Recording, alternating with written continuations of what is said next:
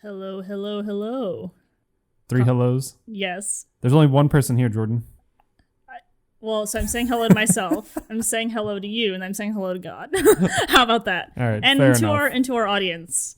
This is Resident Skeptics with the amazing, the incredible, the slightly attractive me, Jordan. And then there is Connor as well. So, Yes, I am here. yes, he is also intelligent and also Mildly. mildly intelligent. Just enough to survive in this world. Just enough. I put a couple of brain cells together Hit every those day. minimum requirements. That's right. Honestly, some days require like minimal intelligence. Some days require a lot more thinking power. It just depends on the day, right? Yeah, I ran out of a lot of it this week during work. Yeah, I've been definitely kind of a little bit burned out lately, but I'm trying to sleep a bit more, which has been helpful, which is why we're doing this super late in the day, because I needed to sleep. I'm trying to sleep less. What? Why? And work out more. Oh, that's true. We could have a whole conversation about fitness. I like fitness. When I say fitness, I mean health. Fitness is good, everybody. Just remember, as long as the government's telling you what to do with your health, you might want to think about exercising. Yeah, exercise is good for you. It changes my entire day. Like if I'm feeling depressed, even if I don't feel like it, I will go to the gym, and it's like forcing yourself to do something against your will. It's really powerful. It's really powerful. And so I'd recommend people do it. And I actually went to a new gym. Oh no, was it Planet Fitness? No, Thank God. It was no. It was Sports Center. Okay, I've never heard of them. Yeah, no, it's really good. It's a bit expensive, but I figured it was worth it.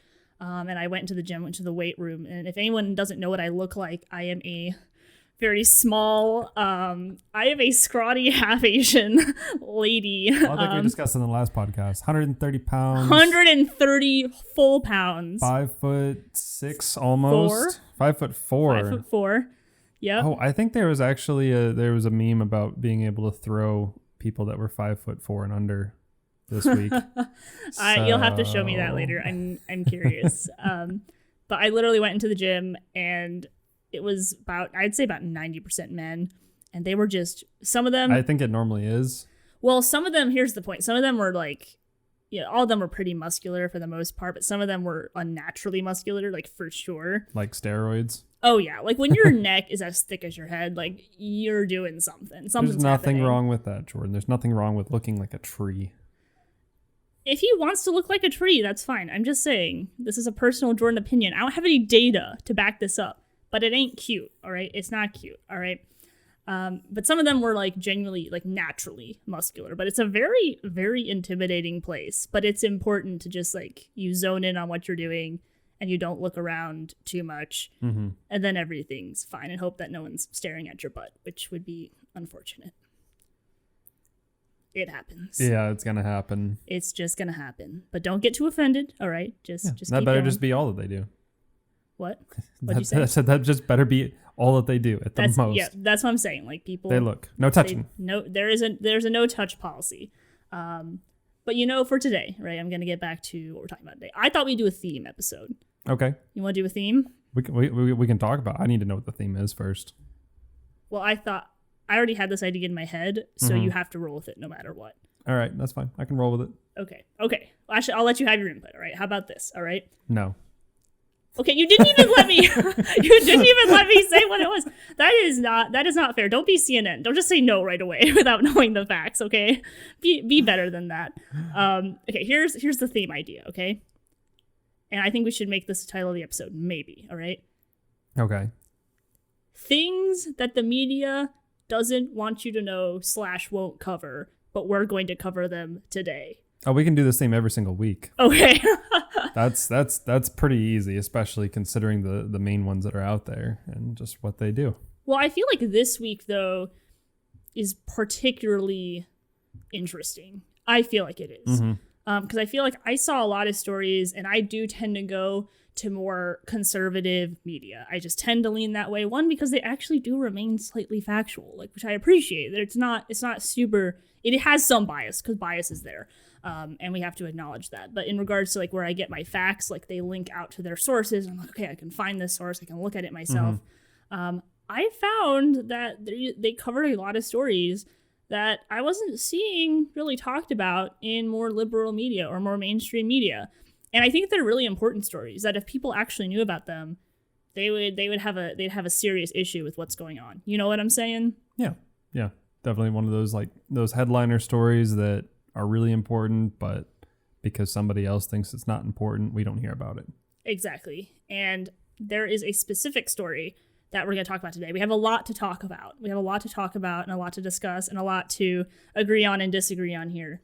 But one of the main stories that I saw, and something that has always captured the attention of Americans pretty steadily throughout the years, is sexual assault and rape, right? Mm-hmm.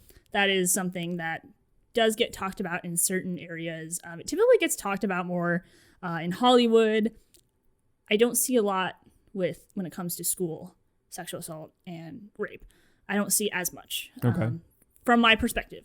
Again, someone else could be like, no, I really keep up with this. And I forget, did you go to public school or? So I was homeschooled. Okay, so was I, so this is, the school environment is largely unfamiliar to me, at least up until college.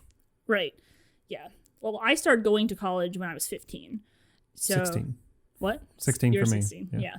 So I started going. Everyone thought that I was a genius. It wasn't true. I'm not a genius. Same here. What what is this little kid doing in here? It's like, guys, community college is not that hard. My hardest year of school ever in my life was my sophomore year of high school, where I wrote like 2 to 3 papers a week. I memorized part of the Declaration of Independence. I had to rewrite the Constitution. I wrote a 22-page science paper. I was reading a book every couple of weeks. Dang, 22 pages, huh? Yeah. No. Longest one I think I ever wrote was 6 or 7 pages, and I had a really hard time with that because if I could write papers the way I want to, they would be bullet points. Yeah, you can't write papers like that, unfortunately. And I just wrote a ton about... Surprised. I blew a ton of smoke about clouds. Let me just put that out there when it came to my science paper. I talked a crap load about clouds, and it worked, and it was fine. But also my teacher was probably just really worn out by reading, literally probably 150 pages of science stuff from sophomores. But anyway. I've always wondered that about teachers. Like, you guys go out there and you assign, to 25 plus students. Right.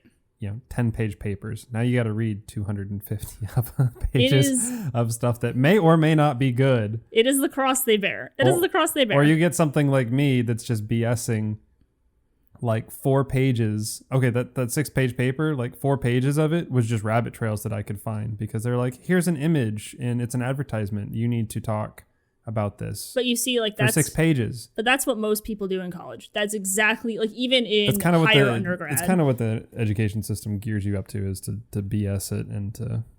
Right. It's a mess. But my science paper, though, like, I was definitely blowing smoke, like, for sure. I mean, we were also learning Latin, like, we were, again, doing all the things that I was talking about. So it was hard to give my attention to absolutely all of those topics. Although I'm very grateful for that education because it did give me a better understanding of founding documents in American literature. And I hope to continue that education as an adult. That part of it is definitely beneficial. I wish I could say that my paper was, but it was basically trying to pick apart an advertisement. And what was really funny about it is that they wanted, this 4 to 5, 6-page paper, which I want to say is like 3,000 to 4,000 words, I think.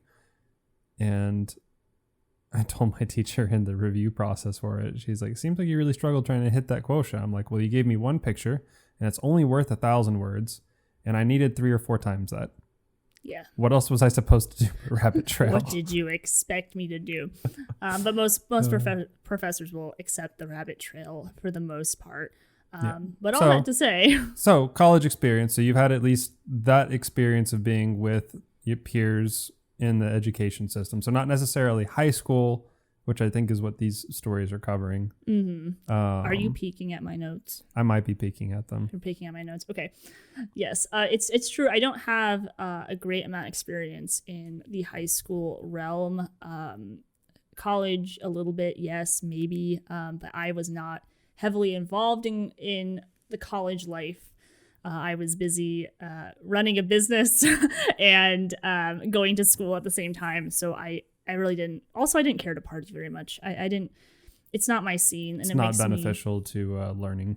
It's not very beneficial at all. But all that to say, I think a good summing up point is that we don't need to go into detail about this, but schools are corrupt, and they're not doing very good right now. And there is one school in specific that we're going to be looking at. Mm-hmm. And if you haven't heard, there is a school in Loudoun County. And where's Loudoun County located? Virginia. Virginia. Good old Virginia. Yep. So the issue that we're dealing with is a sexual assault cover-up. And I think that this should be appalling to most people. I think people should be appalled by this. And what's very interesting about this story, one, it wasn't really covered.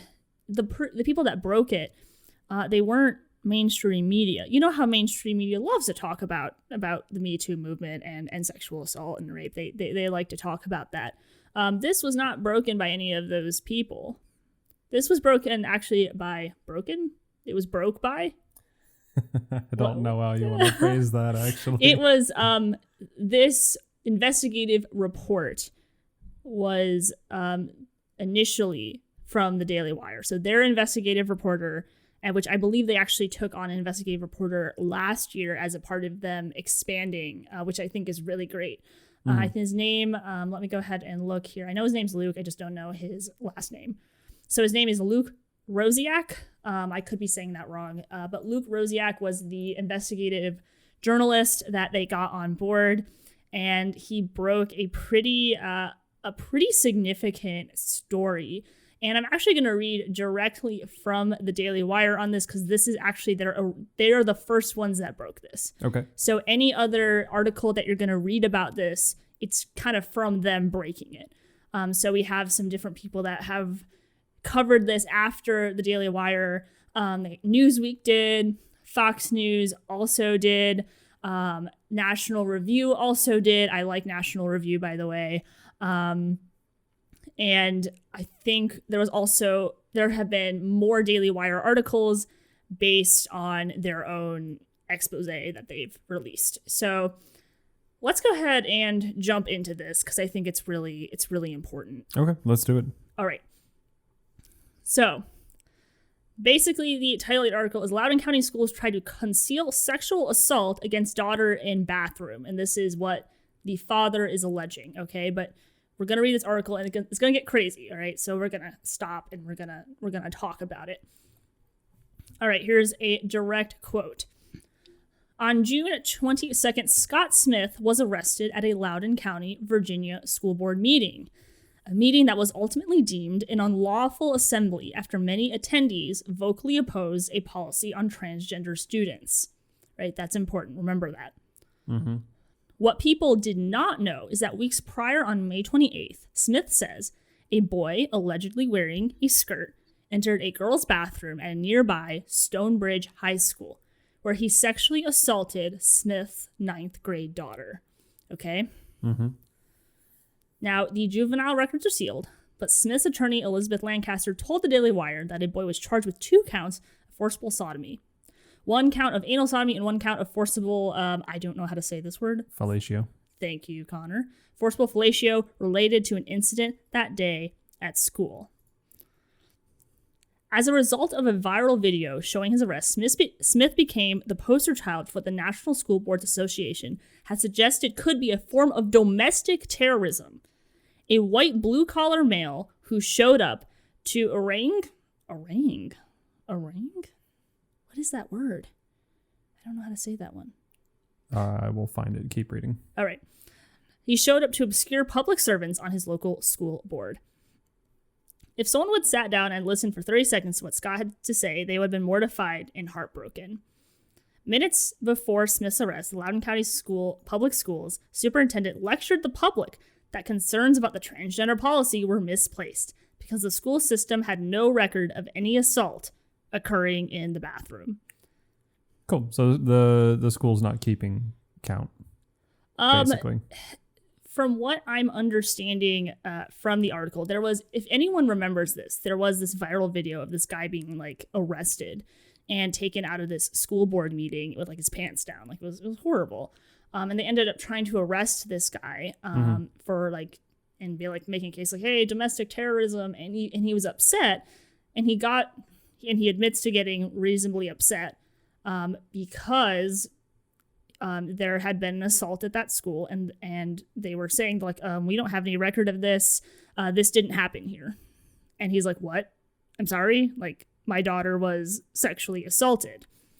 I need to find the place in this article that talks about the kind of things that they did to prove that this guy actually did what this 9th grader said. They did do a rape kit, from what I know, and it came out favorable to the prosecution's case. Okay. That this guy had sexually assaulted her. And same guy that was charged with 2 accounts of forcible sodomy. And I did check, fellatio would be oral. Okay. So 1 count of anal sodomy and 1 count of forcible fellatio. And then harangue is a lengthy and aggressive speech, just for some definitions on those words that are in this article. Yeah. But let's continue on with the part that was important about this whole school board meeting regarding transgender bathroom policies. Direct quote from the report. Then a woman wearing a rainbow heart shirt, a left-wing community activist, told Smith she did not believe his daughter, he says. His rage reached a boil, and he had a heated exchange of words with the woman. A police officer, there to keep the peace in the meeting, pulled on his arm. Smith yanked it away. Before he knew it, Smith said, he was hit in the face, handcuffed, and dragged across the floor with his pants pulled down. Images of the incident were splashed on television and newspapers across the world. So, Buda, a county's, I can't even say the last name. I think it's Biber. I can't even say this last name. I don't have a Daily Wire login, so I can't continue reading. It's but okay. I will fix that in just a second. Okay. So Buda, the county's progressive top elected prosecutor who has close ties to the school board's most liberal members, appeared in court to personally prosecute Smith for disorderly conduct and resisting arrest. He ran on a platform of ending mass incarceration, but she wanted to put Smith in jail for the misdemeanors. As prosecutor, she would have known about the case involving Smith's daughter. The suspect, juvenile court prosecutors assured Smith, was being held responsible. He was on house arrest, confined to his mother's townhouse. According to Lancaster, a conviction was expected on October 14th, likely in the form of a guilty plea to a lesser sexual assault charge. So from this, all right, so far here's what we got. The sexual assault happens. Mm-hmm. I think the guy's name is Ken Smith. Let me make sure I get his name correct. Scott Smith. Scott Smith, he hears from the school board he's contacted that his daughter has been attacked. And he realizes that it was deeper than just an attack. It was also a sexual assault. And so he was very upset, like any parent would be. Like if you had a daughter and she was or a son. Violated, yes, or a son, and they were violated, you would have an issue with that, right? Absolutely. Right. And so obviously he got heated. He admits to being heated, but the school board kind of tries to sort of cover it up. And they're like, actually, at the school board meeting, they're like, that actually, we don't have any record of that happening. And also, according to Smith, they wanted to have the incident in-house. Like, they didn't want to call the police. Right, so they're trying to handle it, well, like you said, in-house. Any reason why they deemed the board meeting an unlawful assembly? I have no idea, which doesn't make any sense. It wouldn't be an unlawful assembly because it was a public school board meeting. Right. The public is allowed to attend. We get on the Daily Wire here is that after many attendees vocally opposed a policy on transgender students, I mean, I could see it unlawful. Well, this was June of this year? Yep, June 22nd. Okay, so maybe unlawful assembly could have been because of COVID restrictions, but there's no mention of it. So I was curious if you knew anything else about that. I'm trying to remember some of the things. Like, there's been a lot of stuff going on with Loudoun County. I'm pretty sure Matt Walsh actually went over there pretty recently, and they tried to stop him from talking about it because he wasn't a resident. And then he decided, he's like, you know what? That's fair. I'm going to go ahead and just rent an apartment in Loudoun County, and I'm now a resident of Virginia. So wonderful. So he was able to get in. That's awesome. And speak. But here's I think what's a little bit appalling about this. There's a couple things I haven't mentioned yet. Mm-hmm. The first thing is that the school board tried to cover this up. Not only did they try to cover this up, but then they tried to actually blame Scott Smith, right?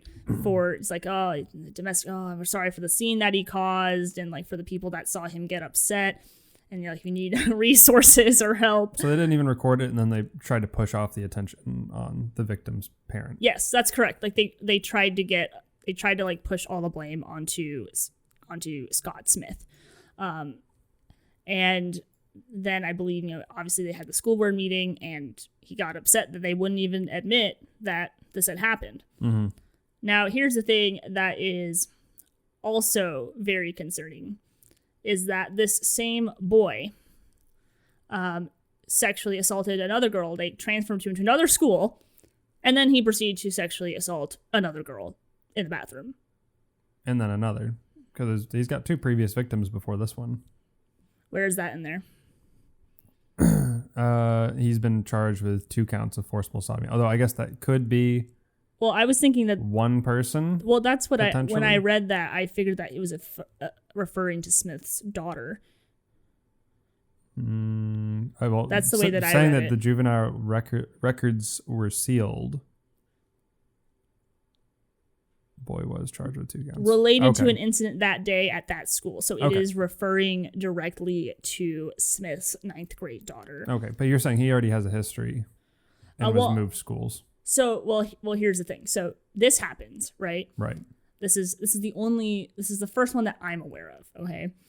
And then 4 months after this, he sexually assaults another girl. No way. Yes, that's what I'm trying to say, is that they transferred him to another school, and then he sexually... And he did it again. He did it again. And there's not been a punishment or an outcome from this because it's still ongoing, isn't it? As far as I'm aware, like, I think Are there even trials at this point?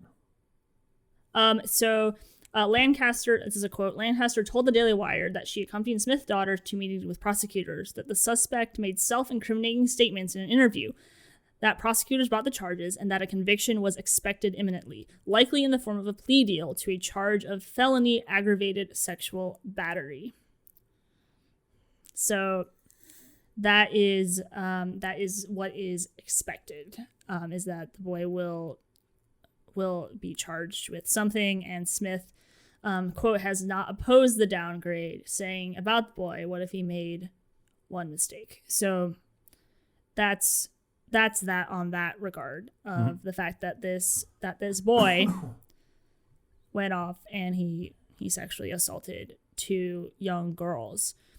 But there's a bigger argument happening here. There's a big question that's happening. Why is it getting covered up? Why is this getting covered up? And then not covered by the media. Right. Like when this first even quote unquote even got covered, it was just Smith being dragged out of this school board meeting regarding transgender policies. Mm-hmm. And I think the biggest thing that I can think why they would cover this up is in this article, this boy has claimed to be like gender fluid. Right. So he switches. Right. And according like to the way that Loudoun County School boards worked, like that was allowed for him to do that, to go into a girl's bathroom. And so I don't think that they necessarily want to cover that because of their own policies that have allowed this to happen. And then once it did happen, they tried to cover it up and they tried to blame the victim. They tried to put all the pressure and the media onto Scott Smith. I don't know why I want to call him Ken Smith. He just seemed like a Ken Smith to me. But Scott Smith, they wanted to put all their energy onto this Scott Smith guy, and no one even thought about it. And what's really interesting too is that this story broke in June. Well, it didn't break. Excuse me. The board meeting was on June 22nd, and we are now in October. So this story broke this week with all these different details. Right, and the actual event that took place for Scott's daughter happened in, I think, May, was it? I think I was reading May a couple 28th. of things. May 28th. Yep, So it happened in May end 28th. of the school year, so the school doesn't want to deal with it. They just want to be done with it, be done with the year, go on their summer break, and I mean, I think it's deeper than that. I think there's a broader conversation that they don't want to start. The broader conversation is, are these transgender policies actually going to keep our children safe? And I would say the answer to that is an astounding no. And I think that's why I don't think they wanted this story to break. And it also seems like Loudoun County in itself, from what I've been reading, has also covered up more and are really bad at reporting instances like of this. Sexual assault. Yes, but I think that this one is particularly concerning because they had put a transgender policy in place, and now we have a gender fluid boy sexually assaulting girls in the bathrooms. And that's a topic that the progressives have largely wanted to stay away from. Are those type of issues that conservatives have definitely been ringing bells about and saying that it's dangerous for women and children in the bathrooms in that case. And though there really hasn't been a lot of reports, this is probably the maybe second or third that I've heard of. And now I just don't know at this point if it's because it is actually infrequent or if they're covered up like we're seeing. Yeah. And I think it's more that I think it's two things. I think that it's being covered up or it's being underreported.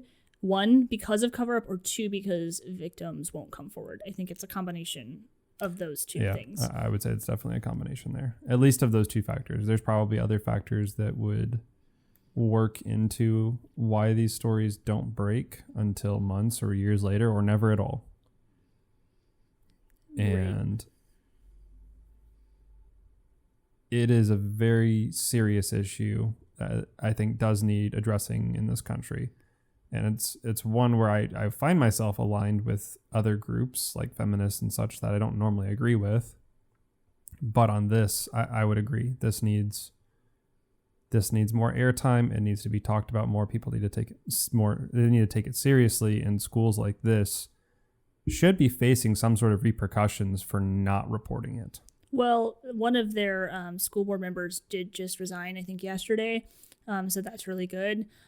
That's not good enough. It's not good enough. No. But it's showing that whatever Daily Wire did, it was enough to get a conversation started. But of course, I haven't seen as much liberal media. Like take CNN, for example. I try to be fair. I try to look at CNN articles as well and just see what they have. And I tried to look up any article specific to this breaking story.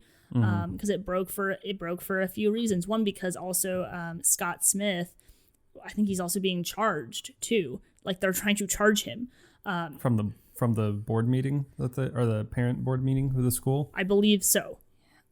This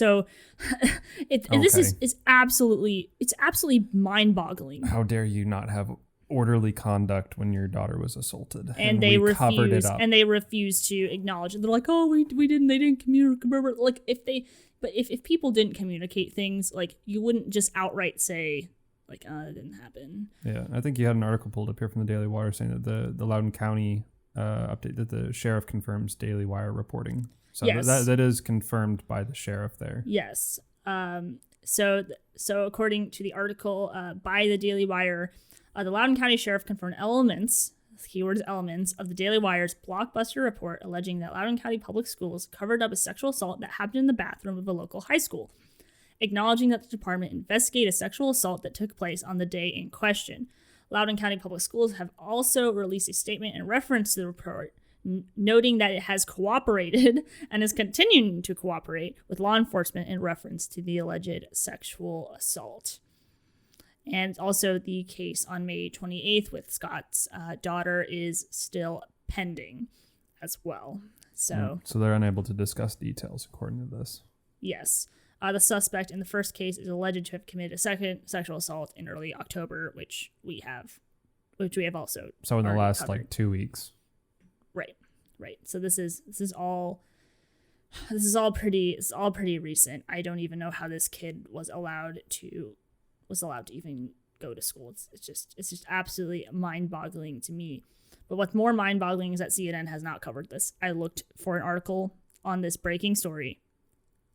Nothing. Like the Washington Post had something. I couldn't read the article because it had a paywall in front of it, but they didn't break it. They covered the story. Newsweek covered the story. I believe National Review broke the story. CNN, nope. They didn't say anything. There was absolutely nothing. And these are like the Me Too gods and goddesses.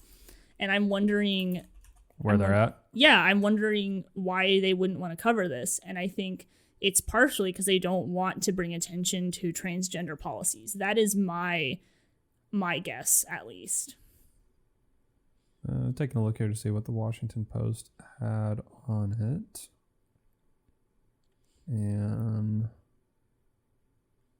looks like bickering parent groups, probably over the transgender policies, it looks like. Yeah, and it's worth having the conversation about.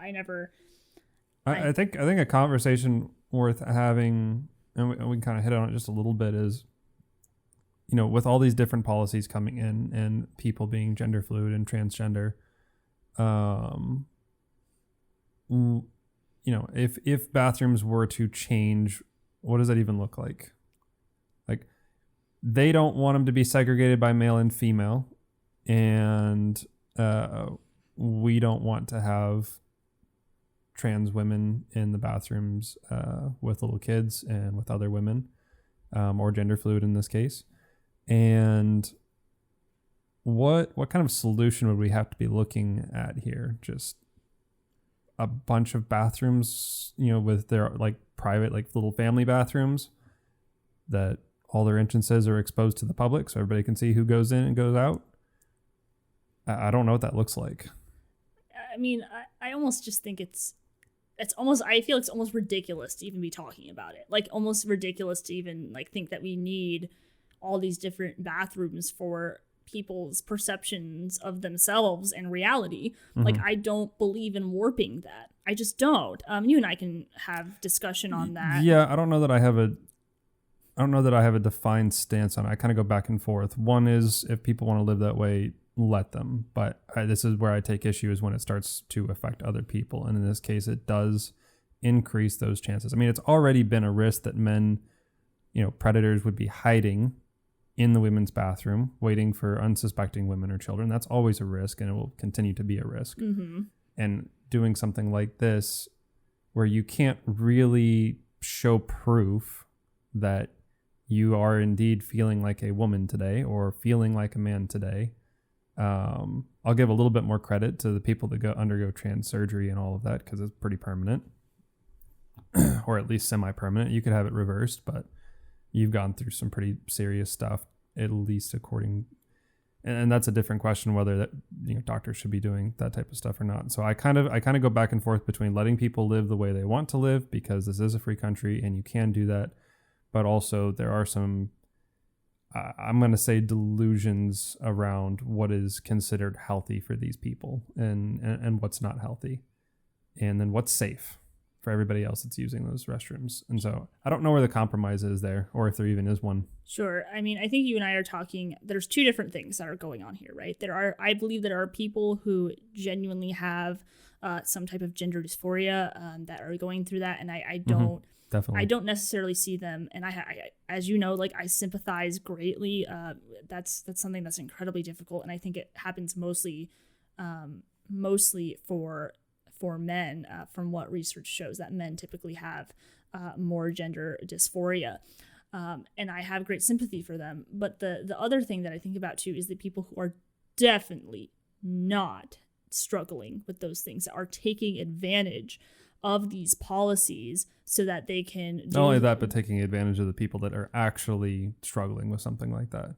Right. Or that are experiencing gender dysphoria. That is, I think that's arguably just as bad, as that people are doing it because it's trendy, or because it gives them,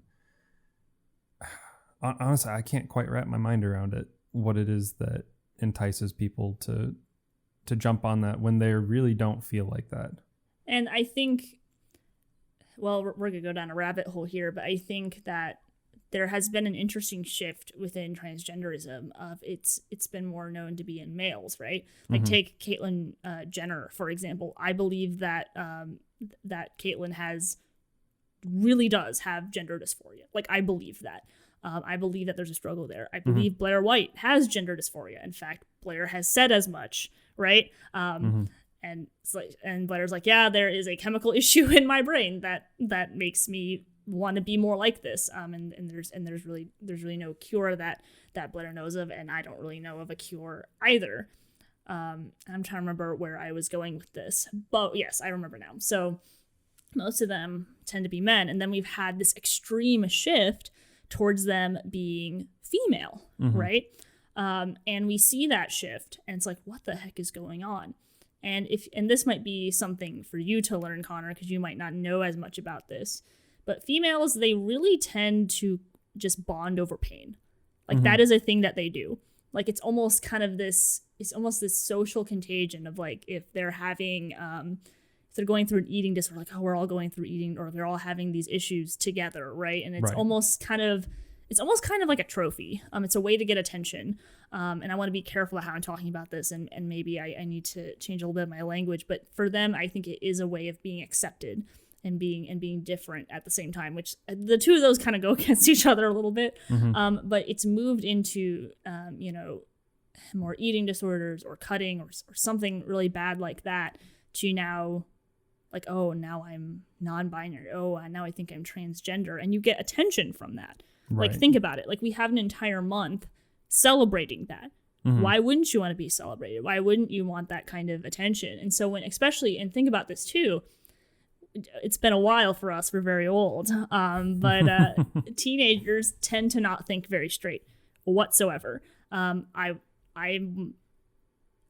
old enough but young enough to still have a good grasp of what I was like as a teenager. Right. And even though I was fairly grounded, I still had some issues, and it was just like a hurricane in my brain, and it was just really, really difficult, and I wanted to be accepted too. So, you have these girls who they have bad home lives. Maybe their parents are divorced. Maybe mom is separated from daddy, but she's living with another man, and they have half siblings, or there's drugs, or there's alcohol. You name something, right? And you want something to get attention, and you want something to kind of help relieve some of that pain, and to be noted from your peers and be celebrated by them for doing this. I think that is a stronger motivator than you and I might realize. And of course, there's a lot of danger to this if they go down too far, especially with females, because if they take off, if they do a top surgery, you can't get your breasts back. Nope, they don't come back. And they're gone. So that's a really, really big decision that I just don't think teenagers are capable of making.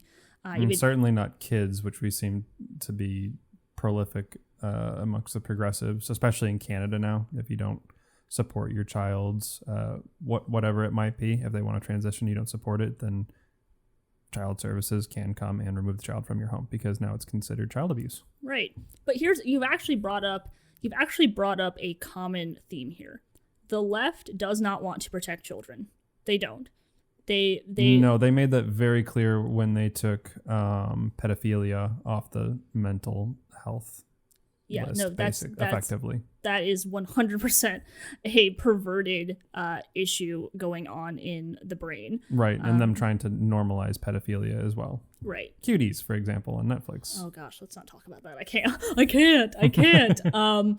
But the left has no desire to protect our children. They want to allow for them to make these decisions, to mutilate their own bodies. Okay. I tell you what, kids that are 4 or 5 years old, when I were childcare, I had to ask the parent whether or not they could have, graham crackers or goldfish, because they don't know that when they have an allergy, they'll eat anything. Give them anything. Absolutely. They'll just eat it. Like kids are just, and I know kids have a lot going for them. I think they're a lot smarter than we give them credit for, but they are not developed yet. Their brains are not there, and we need people to guard them and to protect them. True, and that should be the parents' jobs, and it doesn't make sense that parents are being forced into their children's whims, quite honestly. I mean, just the amount of things that I wanted to be when I was little. It's a long list, I'm sure.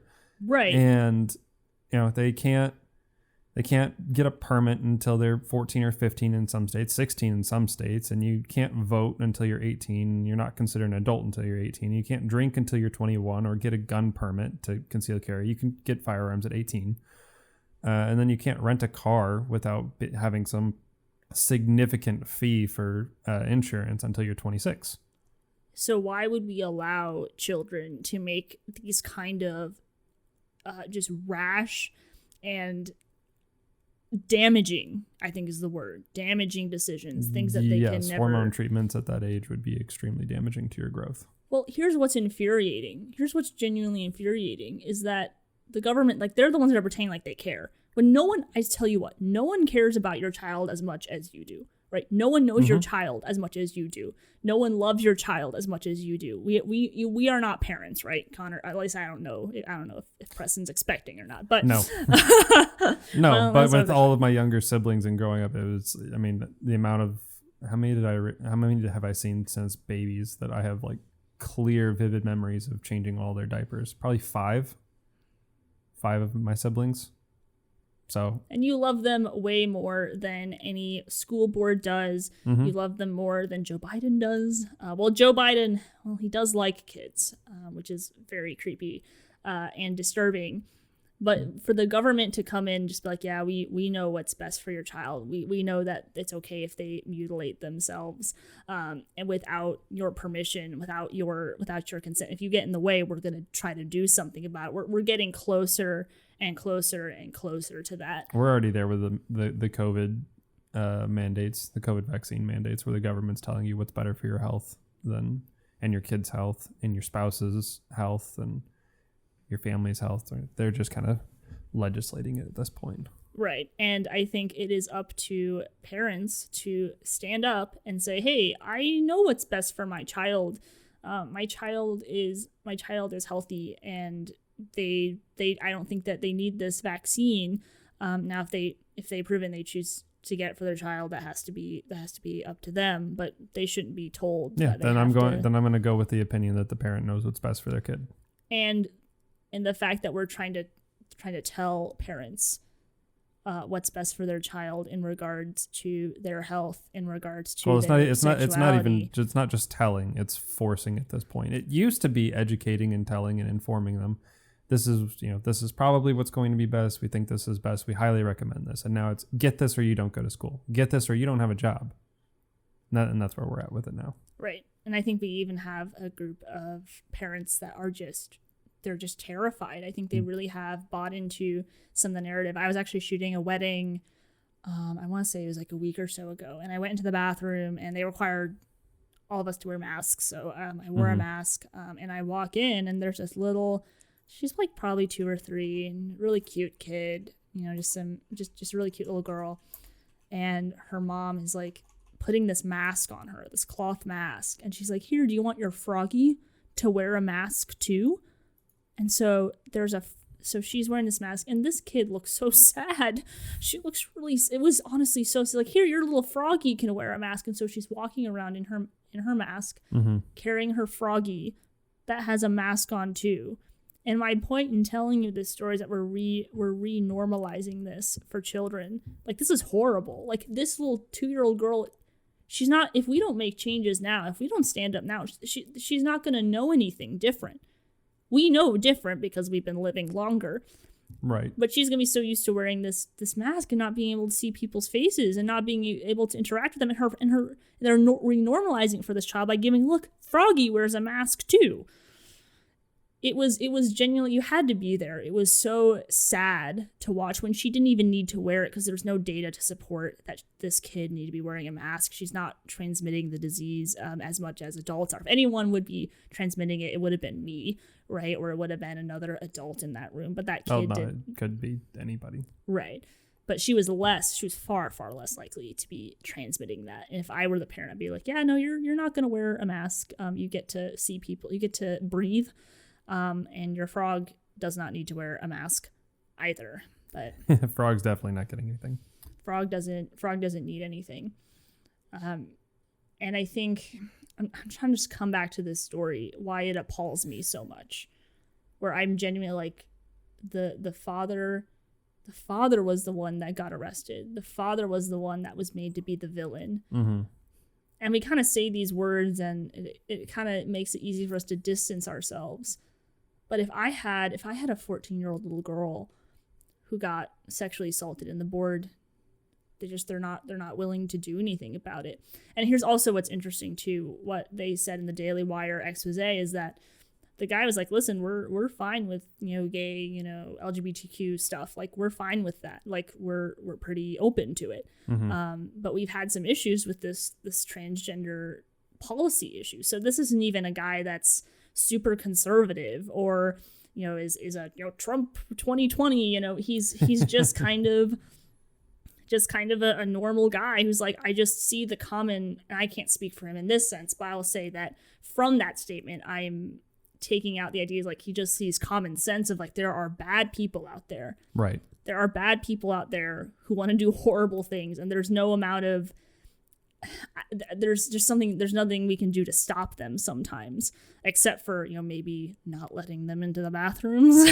I don't know. That's always a good start. Help. It would help. They could still get into the bathroom if they wanted, but it would definitely help. And I think what you're getting at here with this is the fact that the media, Hollywood, progressives have made a huge stink about this stuff, rightly before, rightly. It requires attention. #MeToo. Although that kind of degenerated after a while, I think. But all of it, genuinely and rightfully so, was bringing up a topic that needed to be addressed. And, if you're a victim of this is something that you definitely should come forward with. Even if you're scared, because if you don't speak up, then the people that did it to you are just going to keep finding more victims. And I think what the parent is upset about here, and what you're getting at, is that because there's a conflict of interest in what the school has done policy-wise and what the progressives want and what the school is trying to go with, they essentially just didn't cover it. Right. Simply for that particular reason. They tried to sweep it under the rug and they tried to ignore it. And here's the thing too that's important to note about this story, about you talking about victims not wanting to come forward. This story, I think it has far-reaching impacts. Like, think about this story. Scott Smith, they did a rape kit that night. All right. So everything was in order. Like, this wasn't just she made this claim with no corroborating evidence. Like, it was there. Like, the evidence was there. Right. And the school covered it up anyway. They covered up anyway. Do you think that's going to encourage any victims to come forward? Absolutely not. Like, and not only that, now there's going to be parents. If I speak up, could this happen to me too? Like, are we that crazy? They might arrest me for being upset that my child was sexually assaulted at the school, and the school's covering it up. Right.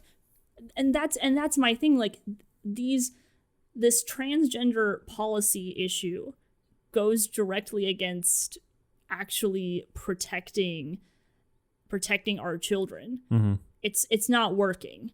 And because of that, they are so committed to this narrative. They are so committed to this transgender narrative that they will let this happen and they will try to cover it up. Yes. And this isn't just in school boards. Like, we've had, there's been a story and more stories of guys in prisons identifying as male, well, they should identify as male, identifying as female, getting transferred to a female prison and then raping and then impregnating these women. Like, these are bad men, right? Definitely. Really, really bad men. Now, it doesn't mean that, this is the thing, I don't believe that people who struggle with gender dysphoria are necessarily bad people. I'm not talking necessarily about them. I'm talking about really bad people who will take advantage of the system. The people that take advantage of the policies that have been put in place. Right, because it's pretty easy, even if there is no policy, like it's easy for a predator to hide in a bathroom. It's one thing also to get transferred from one prison, a secure prison, to another secure prison. Like, that is much harder to do, and they succeeded just by identifying as something different and then raping these women. And who's speaking for them, by the way? This guy's trying to speak for his daughter at a school board. Who's speaking for these women in these prisons as well? Where's the media on this? Like, this is what's the double standard is infuriating. if you want to stand up for sexual assault, that's fine, but you need to stand up for it no matter what you have to go against to do it. Yep. And that's my big issue. You don't get to pick and choose. You don't, but they have to maintain all these narratives, and their narratives, and we even talked about it on our last episode, where all these narratives eventually contradict and eat each other alive. We talk about the feminist ideology and transgender ideology. You can't have women being just as good as men and different from men, but also there's no difference between men and women too. Like these ideas can't coexist together peacefully, right? No, they don't work. They conflict. They don't. And my last point, I'm out of breath because I'm upset about this. This makes me upset. That I think that as time has continued on, from the statistics that I've been taking the time to read and look through this week, that sexual assault has risen in schools. And you have to ask yourself the question, do you think transgender policies are going to make these statistics go up, or are they going to contribute to that statistic rising? So I think I have a Politico article here. And they talk, and this was a 2020 article, but they're talking about some sexual violence statistics between 2007 and 2018. Do you have the article up there? Yes, I Connor? do. All right, great. So a direct quote from them. The article is written by Stratford and Perez Jr. Said the nation's public elementary and secondary schools reported a more than 50% increase in reports of sexual violence during the 2017 to 2018 school year, according to a new federal civil rights data the Education Department released Thursday. Schools reported nearly 15,000 total incidents of sexual violence, which reflects an overall 55% increase from 2015 to the 2016 school year.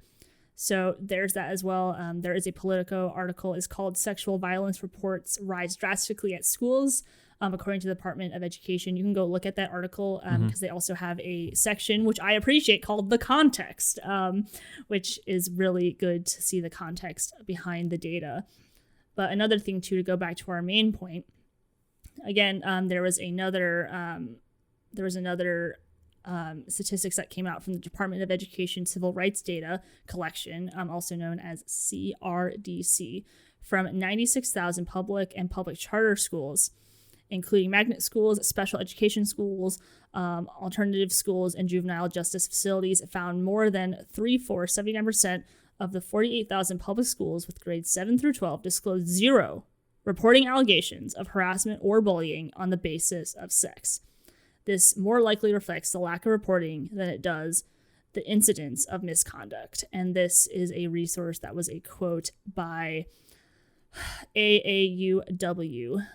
They did a piece on this, and it's fairly good. And it kind of goes back to this idea of Scott Smith's incident.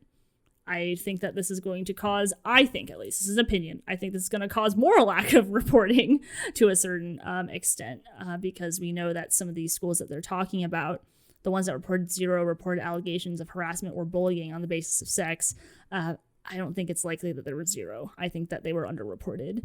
Yeah, that's what I was curious about in that Political report, saying that they saw an increase in reports is okay.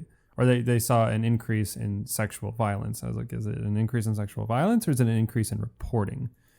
It sounds like it's probably reporting. And I would venture to say it's most likely reporting.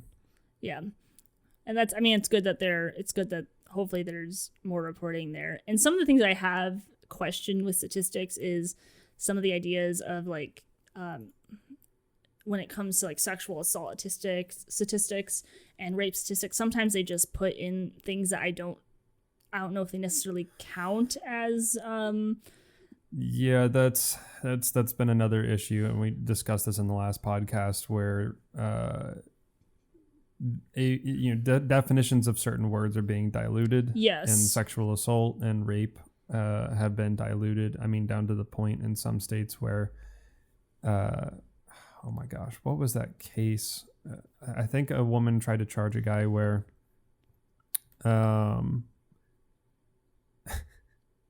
they got intimate and she did not Oh, I remember this one. She didn't enjoy the sex or something like that. Oh, okay. So there's been that one. There was one where they were having sex, but he touched her breasts, and she didn't give him permission to touch her breasts, so she went ahead and filed a sexual assault complaint against him. But they're having sex though, right? Yes.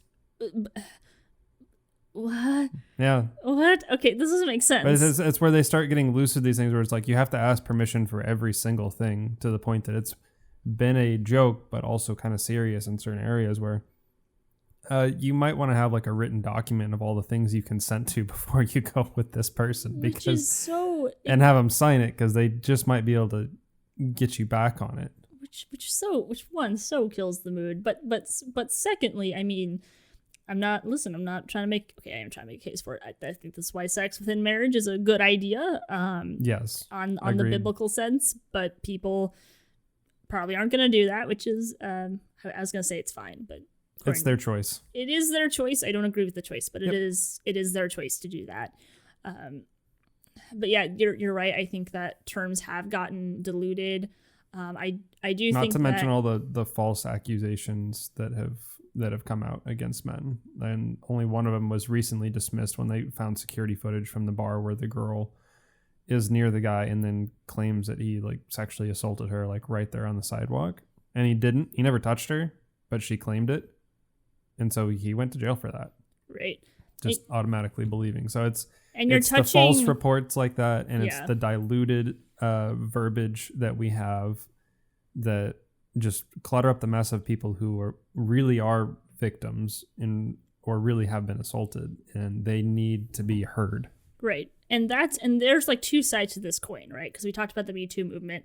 One of my biggest issues with that movement was the whole believe all women no matter what, right? Like that women are perfect and that garbage. They are infallible. And I am sorry, I've met plenty of women. They're not. I can guarantee that they're not. There are bad men, and guess what? There are bad women. They're very bad women. I know, it's surprising. They exist in both camps. It's true, they do. And there are women that will make false allegations. So by believing all women, you're also defeating the actually taking real victims of sexual assault seriously, because then we've diminished it. It's like, well, if people are going to lie, should we take anything seriously now? So you've diminished those true stories of sexual assault. Yeah. Right. So there's that side of it that I really struggle with, and that's the thing with the Me Too movement, with the way that they took it. Like originally, I was cool with it. Same. Originally, I was like, this is a good thing, and then it just went above and beyond, and I was like, nope, this is disgusting now. Yeah, where it's like now I can't. The fact that I couldn't even question a narrative, like it's guilty until proven innocent, right? Which isn't how it should be.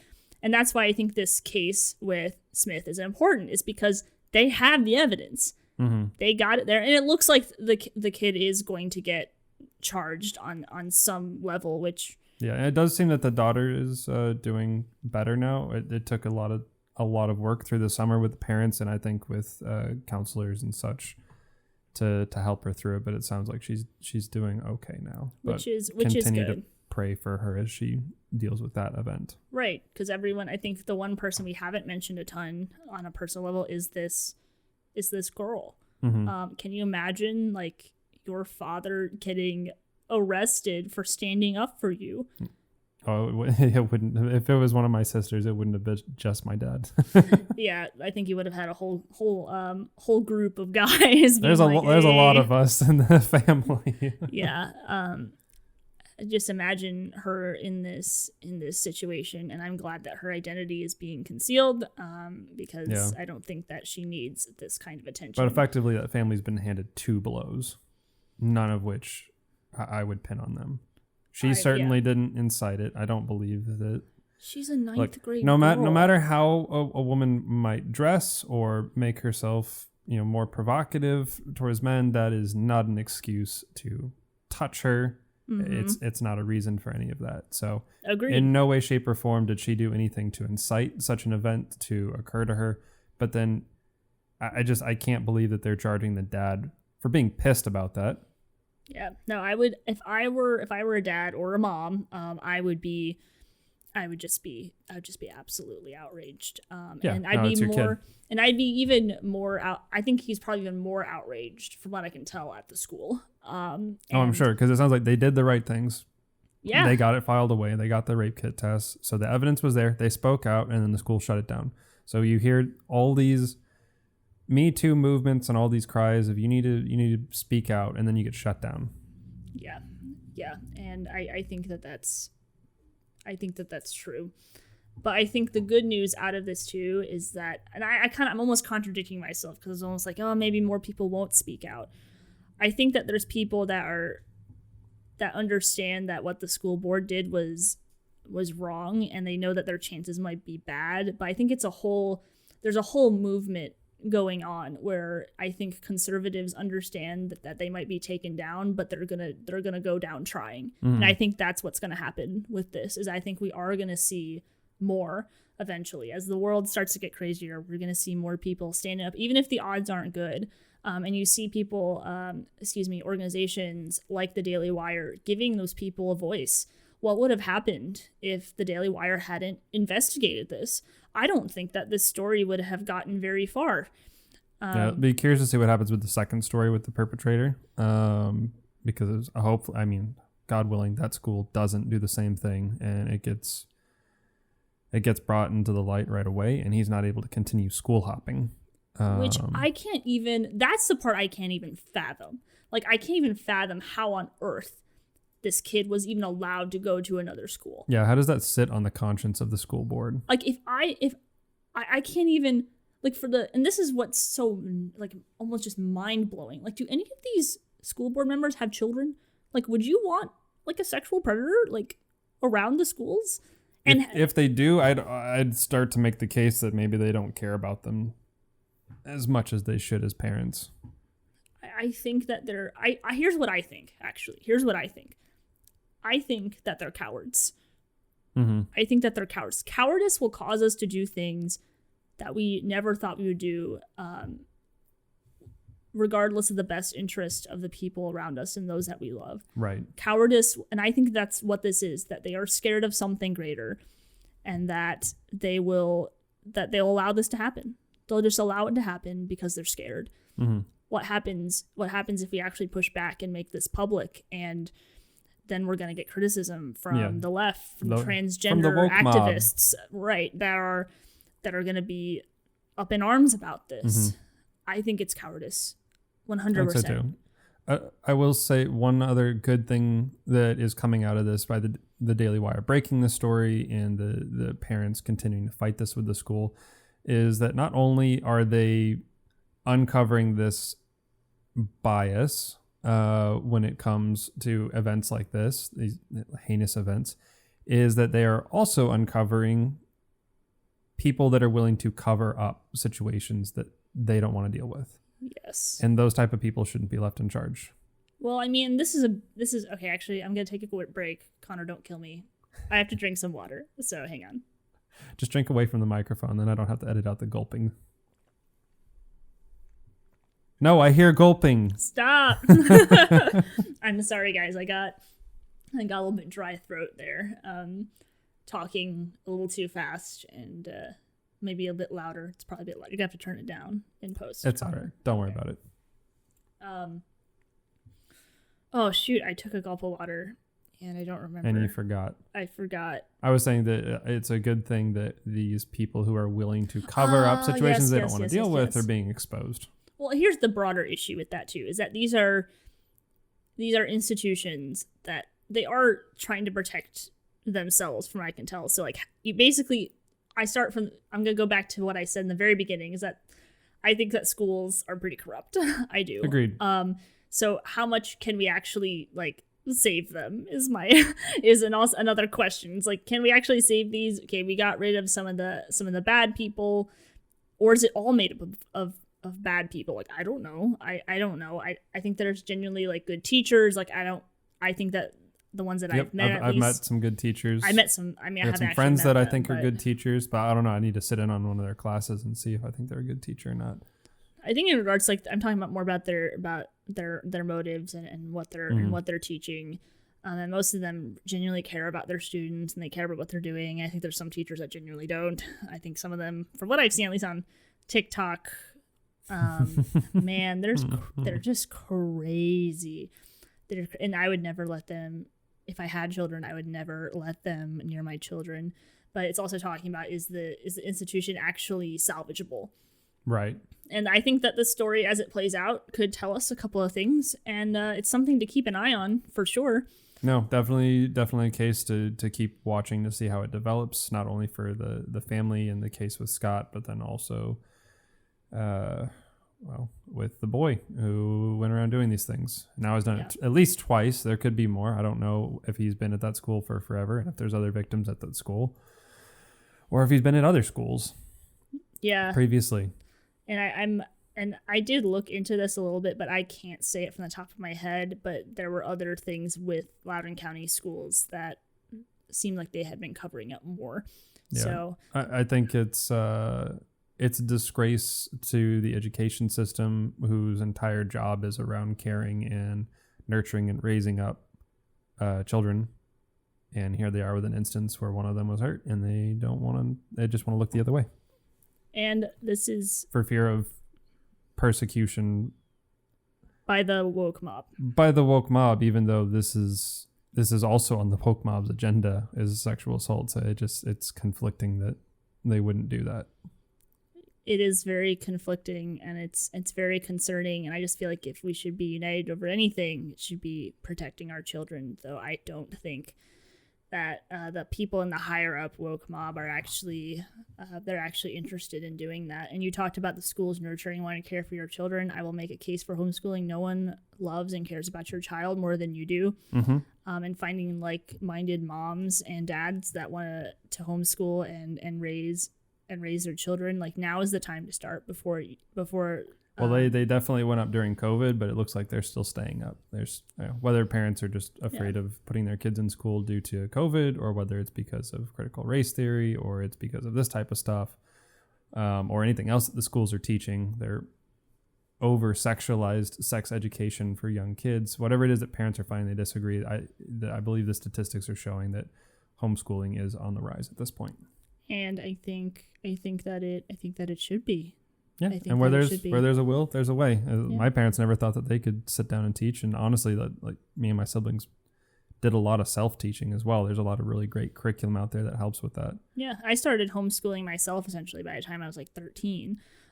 Kids are capable of a lot, and they still need help though. They do need help, right? And that's why I said, build a community, right? Build a community. Mm-hmm. That's what we did in Michigan, where there's people that were better at math. I think one of them was like a math teacher. Right. And that's what she went to school for. So she could teach math, and some people were better at art, like my mom. And so she was able to teach art. And so it's building that together. And I think also in regards to fighting back against school systems, take your money away. Like, seriously, like, take it away. Like, go somewhere else. If you have schools that are no longer getting populated, like, it might make them change their minds about what they're doing. Vote with your feet and go somewhere better. So I guess enough about that. But look into it yourself. The Daily Wire, again, they have a very comprehensive article on this where I butchered all the names. So maybe, and if you look at the article, you'll butcher them too. Don't worry. Yeah, and you'll want to be looking for Loudoun County. That's Loudoun. Gonna look for that concealed sexual assault, and then Scott Smith is the named parent in this not case. Ken Smith. Not Ken Kent. Smith. It's Scott. It is Scott Smith. Yeah, and prayers out to him and his family as they go through with those court cases. Yeah, I really hope that they drop those charges against him. So that is our first story that the media doesn't want to cover, specifically CNN. Shout out to you guys. You guys won't cover it, so that's disappointing, but not surprised. But I'm disappointed. Thank you for being a shining beacon of truth. Yes, Don Lemon, he tries. He tries. He does a very bad job. I don't know what he tries at, but he tries. He's trying to do something here. That's true. So here's another story that you probably didn't know about. Nope, I didn't hear about this one until you mentioned it. Yeah, so talking about Afghanistan, and there are some pretty real security risks, right, of just shoveling people into a plane and not knowing who they are, right? Mm-hmm. That's just common sense. Like, listen, there are good people and there are bad people, okay? So we just gotta be aware of those things, and that's probably one of my biggest things with taking in refugees, where, you know, we want to help and we want to do what we can, but I am not confident in the vetting process for all of these refugees. I'm just not. I'm not confident in that. And so there was an Air Force article that came out kind of talking about their withdrawal from Afghanistan. You can find, hang on, I'm going to actually open it up right now and tell you what it's called. It's called Air Force Rescue Personnel Support, NEO, weeks before the fall of Kabul. This was written by Lieutenant Colonel Kristen Duncan. So there's that. Basically, what the report talks about is that they were able to stop 5 people on board out of Afghanistan who intended to hijack the aircraft. No fun. Yeah, so that's great. Hijackings are near and dear to Americans everywhere. Yes, we love those things. We love them very much. So just wanted to kind of bring that to your guys' attention. That we are bringing in, I don't even know how many refugees from Afghanistan that we've brought in. But, I don't know at this point. But I imagine a good amount of them that, you know, we want to help people, we want to bring them in. But of course, if we can't vet them, that creates a really big security risk for Americans. Brings a pretty good security risk for our children. So just something to keep in mind, that not too many areas covered. But I will say, to redeem CNN, they did actually cover this article. They covered this story, and they seem to cover it pretty well. So you can also look at it on CNN as well. Fun stuff from them. Real quick on the Afghanistan refugees, it looks like 2.6 million around the world. The U.S. is looking to take in as many as 50,000.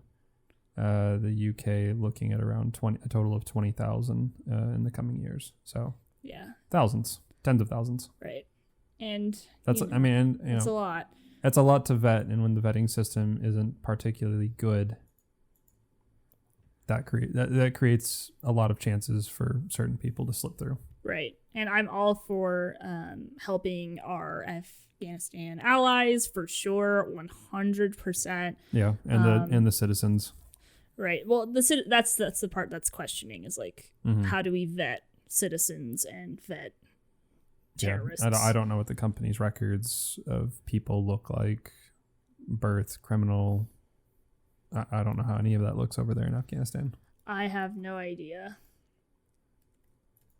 I imagine it's a challenging process, but it definitely doesn't feel like the United States has done very well on how to perform those background checks and then how to expedite it. The border crisis is another good example of that. Yeah. Even if we could funnel them all, like at least for the people that are not trying to just hop the border, some of them get in it seems like several months, and some wait years. I don't understand what determines that. I don't either, and I'm really not an expert on it, so I really I can't speak to it about it. I can't speak to it other than it seems to just take a very long time, or not at all. It takes a very long time, and from what I do know, it's really difficult to vet them. It's really, really difficult to vet them. So that's something to keep in mind. And I did make my 2 brain cells made a mispronunciation. Lieutenant Colonel Kristen Duncan. There you go. So there is that. So another story you didn't hear about. You can look into it if you want. Do you have any other stories, Connor, that we should know about? Like, surprise me. Some that I haven't heard of. I've got a couple of updates. One that the media is not really covered at this point. There's some smaller sites, but Melissa Strickler, who was the Pfizer whistleblower from, I want to say within the last week or two. Yeah, it's been a couple weeks now. Yeah, so she's been terminated. Project Veritas released a voicemail that came from KJ Wigglesworth, who was sorry, what's the name? KJ Wigglesworth. That is incredible. I thought that name was gone, to be honest. That. So I don't. That's incredible. That's like the one part that makes me think maybe this is fake. I don't know, but that name is just so eccentric. But KJ Wigglesworth, who was he's from their corporate office for Pfizer security, passed on a message because he didn't have the balls to do it himself.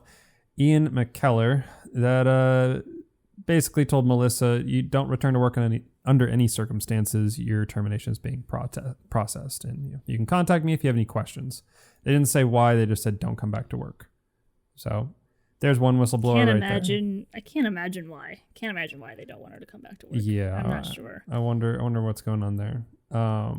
She probably knew that was coming, though. Oh, she definitely knew it was coming. I don't know how it's not. And this is a little chain of events here that I wanted to cover, but that whistleblower. So Melissa Strickler has been fired. I don't want to get to Francis Haugen yet. Where did I put his name? There was another Facebook whistleblower, and I think I've lost his name in my notes. That's okay. But another Facebook whistleblower who basically came out with the vaccine hesitancy leak that showed the data and the different algorithms that Facebook was using to basically label people if they were vaccine accepting or vaccine hesitant, and to make sure that they got specific content or didn't get other content. So let me ask you a question. When Part you of say misinformation campaigns. So when you say that this guy was a whistleblower, like was he saying this was a problem that they were doing this? Or yes. Okay. And that feels legitimate. Illegitimate brought out the data. He was like, hey, look, they're sorting you guys into vaccine hesitant, and then they're giving you different experiences on Facebook depending on what they're categorizing you as they try to convince you otherwise, or deem you as more of a risk. He was also fired. But who was not fired yet is Francis Haugen, who was the newest Facebook whistleblower, in quotation marks, because nobody believes that at this point that I've talked to.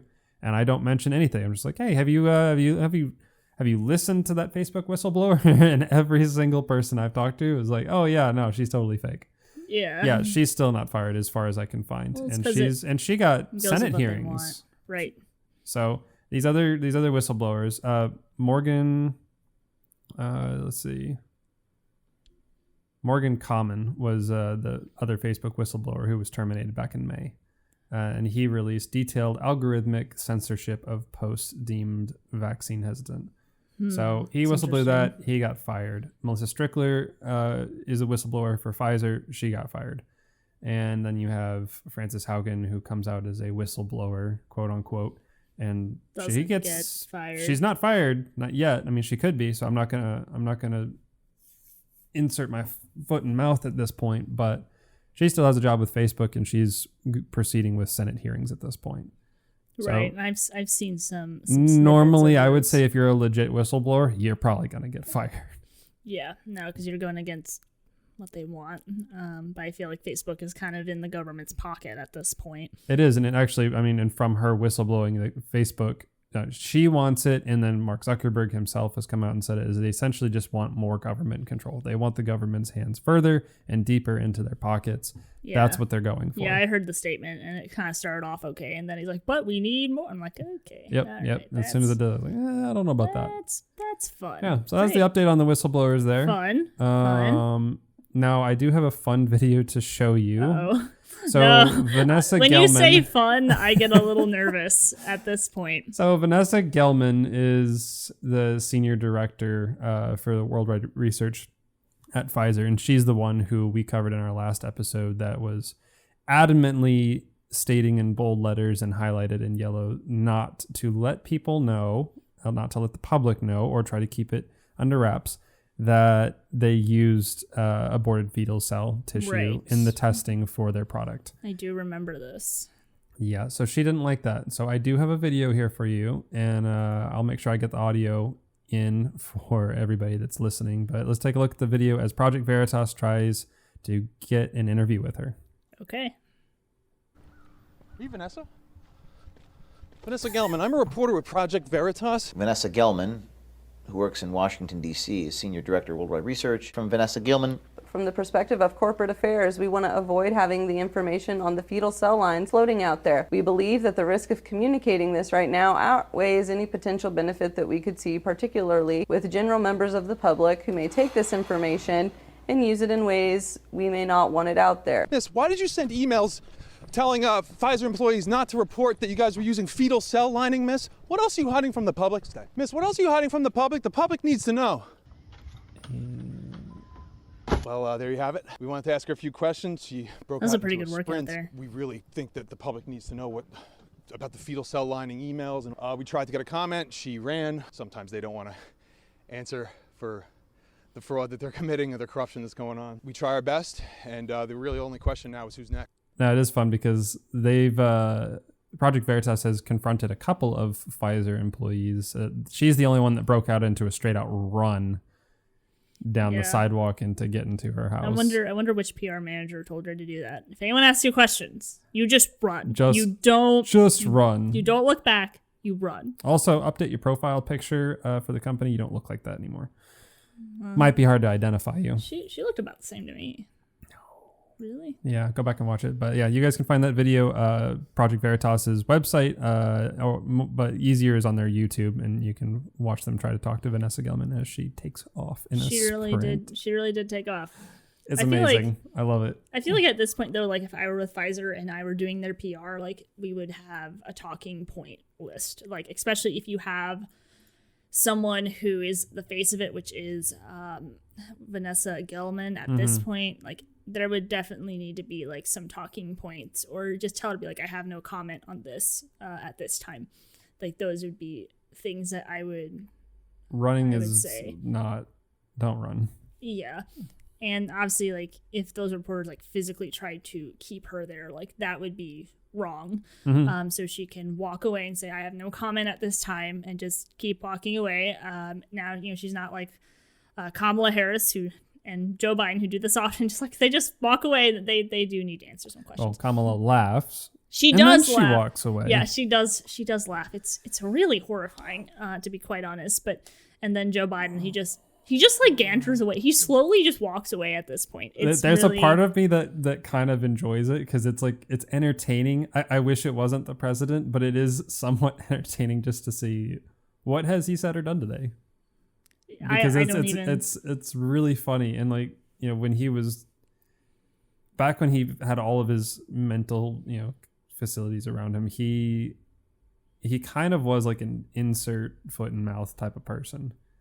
I'll never forget him back when he was vice president saying something about you don't need to have a rifle for home defense. You just need a shotgun. Fire one shot in the air and then one at the intruder. And I was like, oh my gosh, this guy. That's crazy. I was like, you're probably more likely to kill him at close distance with a shotgun than a rifle, but okay. Okay, whatever. Oh man, but yeah, that Biden and Kamala. Oh, they are a pair. They really they must hate each other. I can't. The one thing I agree with Kamala Harris on, like the only thing I agree with Kamala Harris on. Are you ready for this? Yeah. Is that Joe Biden is a racist. That is the only thing I agree with her on. Statement before she became his running mate. Right, and now they're all hunky-dory. But they're not hunky-dory, but they're all hunky-dory. I kind of doubt it. But the things that he has said have just been blatantly racist, where I'm like, why would you want to vote for this guy? Have you seen that t-shirt? I don't think he actually said it. It's making fun of the way he talks, but it takes if you feed a man, a fish, he doesn't go hungry for the day or whatever. But if you teach him how to fish, then he can continue. Like they just totally mess up all the words for a quote from Biden. And it's like, fish a man and feed for a day. He is hungry.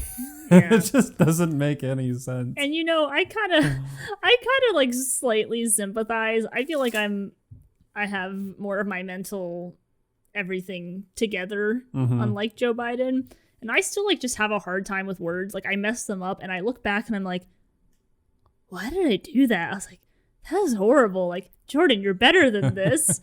Wait till you listen back to our podcast and then you can nitpick all the little mistakes. Oh my gosh, don't make me. Both of us make. Yeah, it always drives me crazy because like I know how to say it and then it comes out and I'm like, that came off as and I'm like, that wasn't what I meant, something different. But that's okay. But he's just off in general. Yeah, he is. It's entertaining as much as it is disheartening. So at least there's a balance to it. At this point, I think I'm too. If it was Kamala that took over the presidency, then it's just dishearteing at that point. It's not even funny. I mean, oh man, that's another conversation. That's a whole different conversation. It's a whole conversation for another day. But so speaking of conversations, CNN's doctor Sanjay Gupta got on Joe Rogan this week for a little over 3 hour podcast, I believe. Yeah, it's a long one. I've gotten through part of it, not all of it. Most of his are about that long. They're usually about 2 hours. 2 to 4 hours is probably pretty average for him. I can do like a couple of hours. Like that works for me. It really depends on the conversation for me. This one, I think I could listen to the whole thing all the way through if I've got the time. If I can just keep doing stuff at house and I'm not reading or doing something that requires at least one other part of my brain to be functioning. Because that's just how I am. But so they go on to this conversation and CNN's framing him as like this hero that quote unquote went into the lion's den. And is that what they said? Yes. Like he went into the lion's den? Yeah, that's on one of their articles. Okay. Well then, I mean, to be fair, actually, you can find the video, but he goes into the lion's den. By the way, the CNN video, because they cut out the part that's probably the most damning on them, and we'll get to that in a second. But their video got 8.5 thousand likes to 32,000 dislikes. CNN's just not doing well in its ratings, from what I'm aware of. No, it's not doing good. It's not doing good at all. But just to take a few parts out of it from the different clips that I could find. Something that I found interesting that Sanjay said is that he doesn't know that he's ever talked to anybody. No breaks, no distractions, no phones for 3 hours before. But he thinks that that's how you get some of these good, real conversations. Which he's right about. Like he is right. It's the part that he says he doesn't think he has, and he stated it multiple times. He stated again, kind of conversations are the ones that you just are kind of focused and dialed in for a few hours. And yeah, well, according to him, he hasn't done that. And he stated again, he's like, I don't think I've ever spoken to another human for 3 hours before. It was really something. And he also claims that it was a lot of mental gymnastics on Rogan's part, which I think what it comes down to is Sanjay seems to be regurgitating a lot of the data, but then he kind of shrugs off the anomalies in the data. Israel, as far as vaccinations go, they're mostly vaccinated country, and they still had their biggest COVID case spike in August, September. And the trend seems to be following some of the flu seasons. Yeah, he seems to be ignoring some of that and shrugging it off. And he's like, well, it's pretty much his bottom line is that it's mostly safe and that Rogan should get it. And Rogan's resoundingly pretty much just told him, no, I'm not getting it. Right. Because Rogan believes that because he got COVID naturally, he's got natural antibodies, and those are going to be, there's either more of, or they're stronger or longer lasting than what the vaccines have. That's not entirely clear yet from the studies that I can find. I will point out that Project Veritas in their part 4 for COVID exposing is Nick Carl, who's a biochemist of Pfizer, admitted to an undercover reporter that you have stronger immunity if you received it naturally by contracting the virus compared to the vaccine antibodies. And 2 other Pfizer vaccines have admitted the same thing in other undercover Project Veritas videos.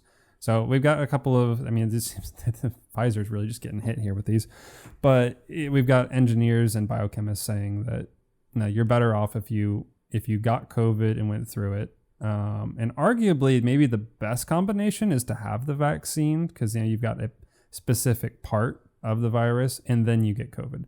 So your symptoms are not as bad, but then you get the more robust natural antibodies. Yeah, but we're going to need more research on that. For sure. Not a doctor, not a biochemist, not giving anybody medical advice here. Y'all do what you want. But this particular interview is interesting because CNN, a couple months ago when Joe Rogan, the biggest podcaster in the world as far as I know, there might be one other that got past him, but biggest podcaster in the world, caught COVID, and his doctors prescribed him ivermectin, monoclonal antibodies, and a bunch of other vitamins and stuff. Like his doctor's like, oh, you're sick. We're going to throw everything and the kitchen sink at you. And he got better in a couple of days and was back to it. And Rogan's in his, I want to say he's in his 50s. He's not like a spring chicken or anything. No, he's not. But he's super fit, works out, takes care of himself, eats well. Right. All of that stuff. But CNN wrote an article saying that Joe Rogan went and took horse dewormer, which was not true. And they were referring to ivermectin, which is, it's used for a variety of parasitic infections and other conditions. Now, you said you had a hard time pronouncing these words. Onchocerciasis and river blindness are two of the other ones. And it's also used as a horse dewormer. But the thing is this particular drug is used for people. It's used for animals. And they just labeled it as an animal drug and was like, Joe Rogan went to Tractor Supply and got himself some ivermectin horse paste and took it. And no, he got it prescribed by his doctor. What would encourage them to just give out such a blatant lie? I don't know. And Sanjay didn't know either because Rogan cornered him on it and wouldn't let him. And he's just like, why would your network lie about that? And Sanjay is just like, let's see. Let's find his exact quote here. He said, I don't know. They shouldn't have done that. Pretty much. Yeah. Rogan was asking him, does it bother you that the news network you work for outright lied about me taking horse dewormer? And like, why would they do that? And like I said, Sanjay replies like, I don't know. They shouldn't have done it. And Joe Rogan's like, you didn't ask? And Sanjay just said, I didn't ask and I should have asked before coming on the podcast. Actually, Sanjay, you should have asked when they published that dang article. Like, you have to be committed to representing people as truthfully as you can. And that to me was so far from the truth about what really happened. And I feel like, I think I saw like a clip with Don Lemon and Sanjay, right? Yep. With Sanjay, and it felt like Don Lemon, and I think the clip is out there so you can go find it somewhere, but almost like trying to like explain how the article wasn't wrong and like, well, technically it was correct and technically that's exactly what he did. He says, Sanjay, is ivermectin used for horse deworming? Yes, it is. Well, then the article wasn't a lie. It just feels like 10-year-olds like playing a game of like, well, it wasn't really a lie, and these are like grown men. Well, I mean, they are grown men, but they're in this case they're acting more like boys. It's really childish. And the thing is like every clip you watch with other like co-hosts from CNN that Sanjay is doing this with, you can tell they all have a really negative perception of Rogan. Of course they do, because the man speaks his mind. Yeah, and the thing is, Rogan is he's your average dude. That's what's so interesting about him, is that he is just kind of an average guy. He's an average guy. He's asking average questions that you and me would ask, that the little snippets of people in their little like 60-second clips on news media don't ask. Right. And then they can't explain because sometimes it takes more than 60 seconds. So I would recommend people go listen to the podcast because it's fun to listen to Rogan go after us, because you don't get to see it very often when the media just straight up lies about what you did.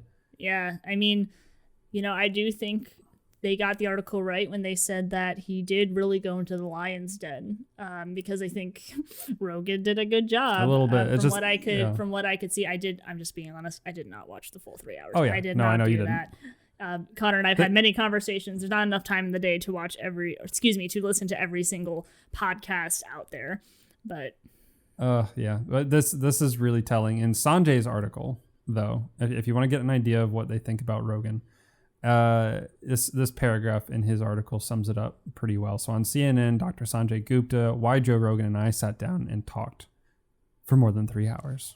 That's incredible. It really seems to bug incredible. him. It does seem to bug him. It really seems to bug him that he talked for 3 hours with another human being without looking at his phone or and without someone that you disagree with, too. And somebody with you disagree with. And that person didn't kill him or try to beat him up, as he states in this paragraph, where he says many of his friends cautioned him against accepting Joe's invitation. There is little room for reasonable conversations anymore, one person told him. He is a brawler and doesn't play fair, another warned. In fact, when I told Joe early in the podcast that I didn't agree with his apparent views on vaccines against COVID, ivermectin, and many things in between, part of me thought the MMA former Taekwondo champion might hurtle himself across the table and throttle my neck. But instead he smiled and off we went. Okay. That's their perception of him. No, but there's a broader point here, right? The broader point here is that they have such a misconception of not just Joe Rogan, but anyone who believes something different than they do. They are genuinely deceived into thinking because Joe's not necessarily conservative either. No, he's not. It's just anyone that disagrees with the established narrative. They're like, well, they must be bad people. They must be horrible people. And here's the thing that really bothers me with people that I disagree with.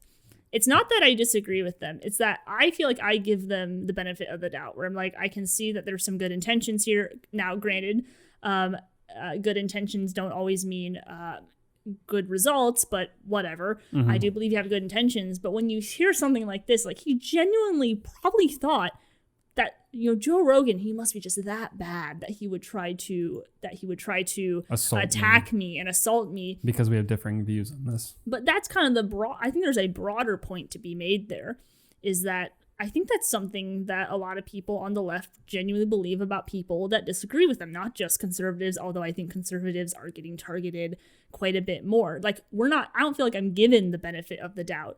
I'm just, if I don't believe that a child shouldn't be allowed to mutilate their body, that I must be a horrible person. It's like, well, hang on, no, like, let's talk about it. Like, hear me out and see that I care and I have compassion too.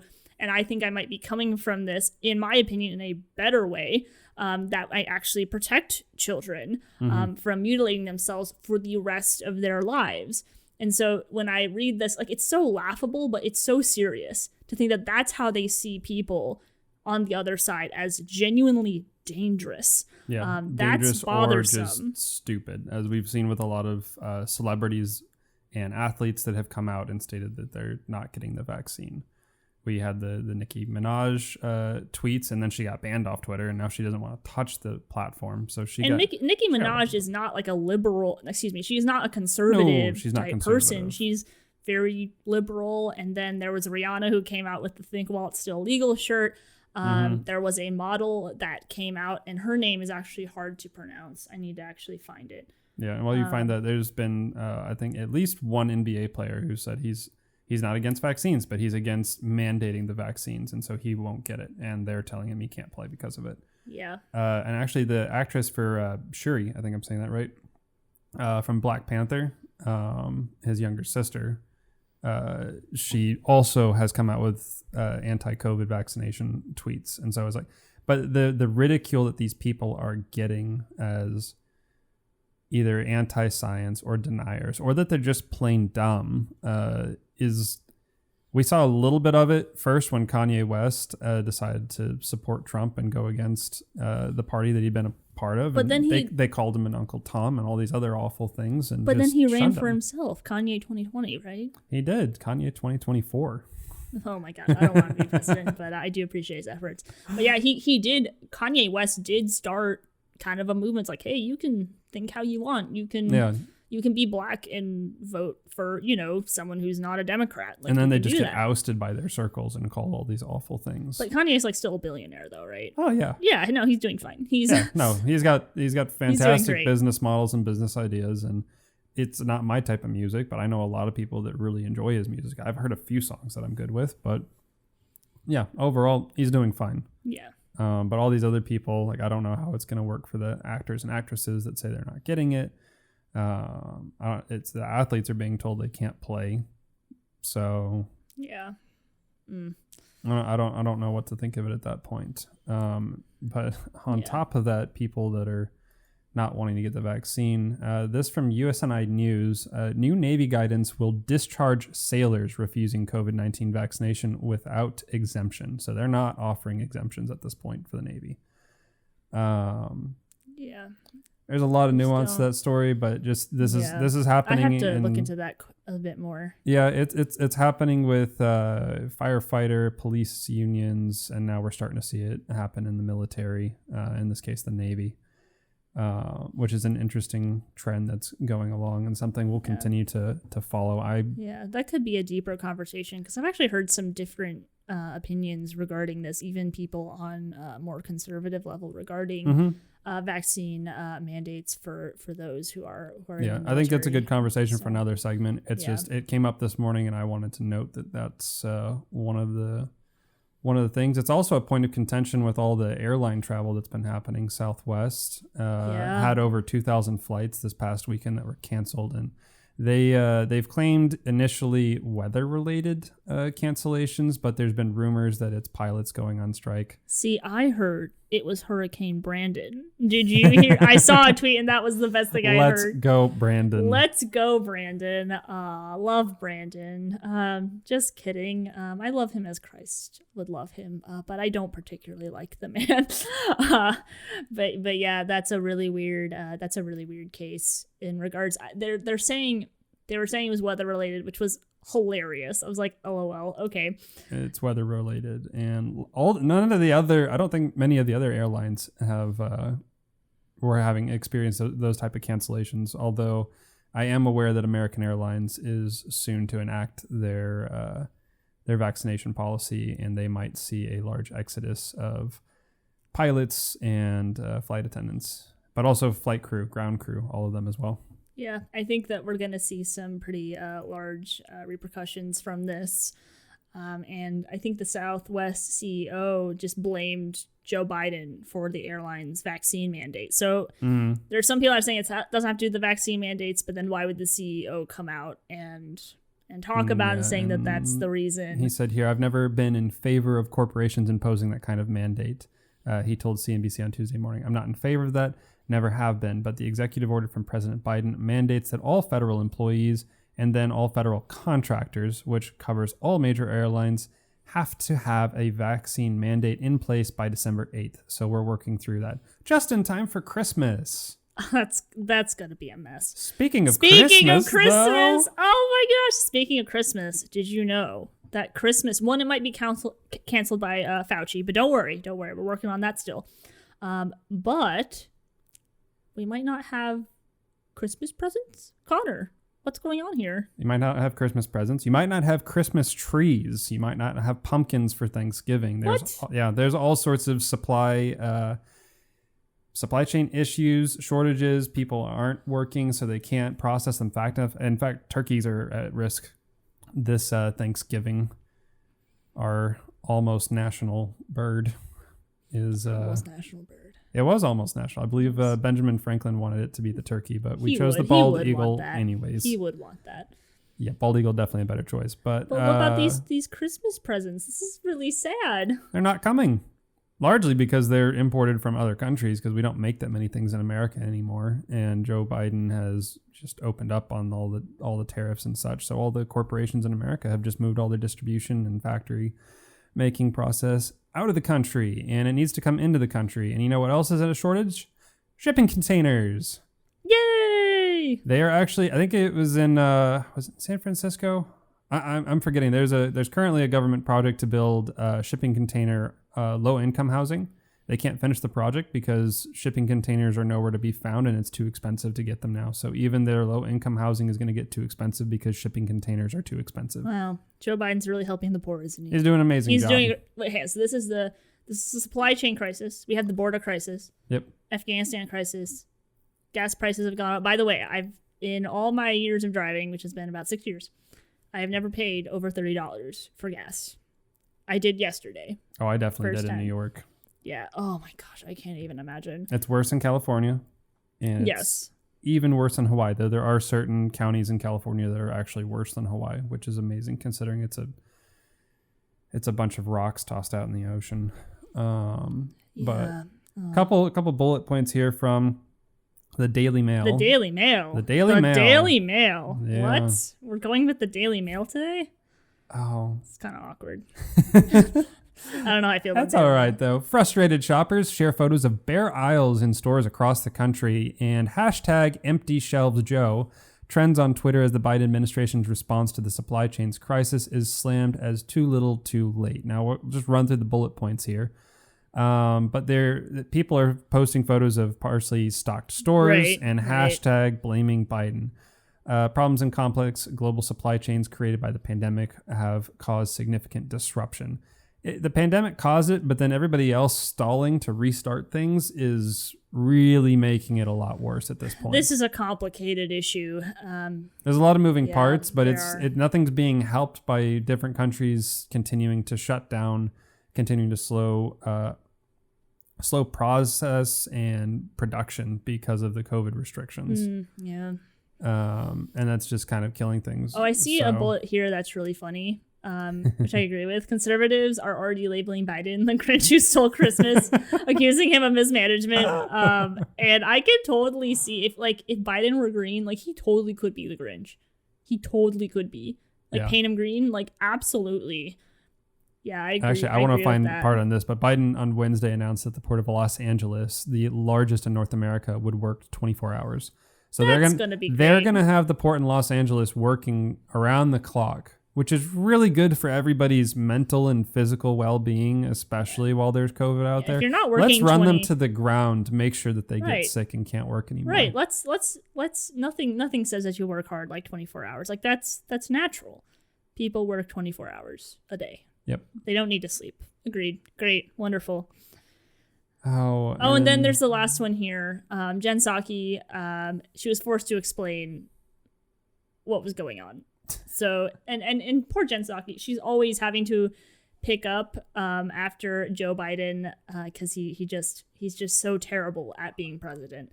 Let me see if I can find what her statement was, but yeah. And I was going to try it. Listen, I try to be fair and try to be honest. I think it is very fair. Very fair. It'd be unfair to say that Joe Biden is doing a good job.